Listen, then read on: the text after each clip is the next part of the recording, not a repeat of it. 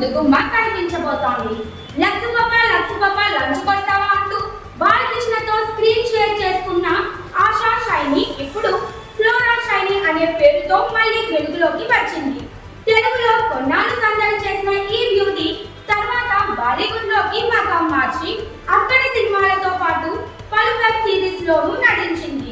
Adult content ఉన్న series లతో చర్చలోకి వచ్చిన ఫ్లోరా తాజాగా తెలుగులో మళ్ళీ బిజీ అవ్వాలని చూస్తోంది.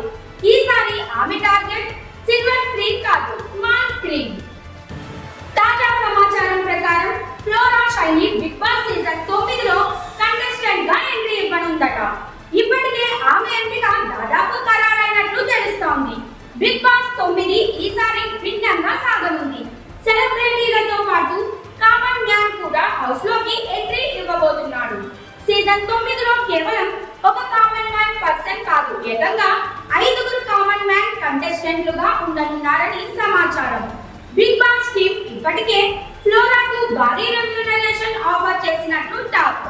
ఆమె తెలుగు ప్రేక్షకులకు మళ్ళీ గుర్తొచ్చేలా ఈ షో ప్రధాన పాత్ర పోషించనుందన్నమాట.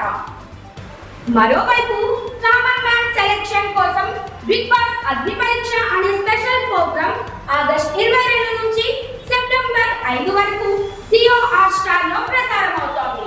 ఇందులో పాల్గొన్న 15 మంది కామన్ మ్యాన్ లో నుంచి 5 సీజన్ 9కి సెలెక్ట్ అవుతారు.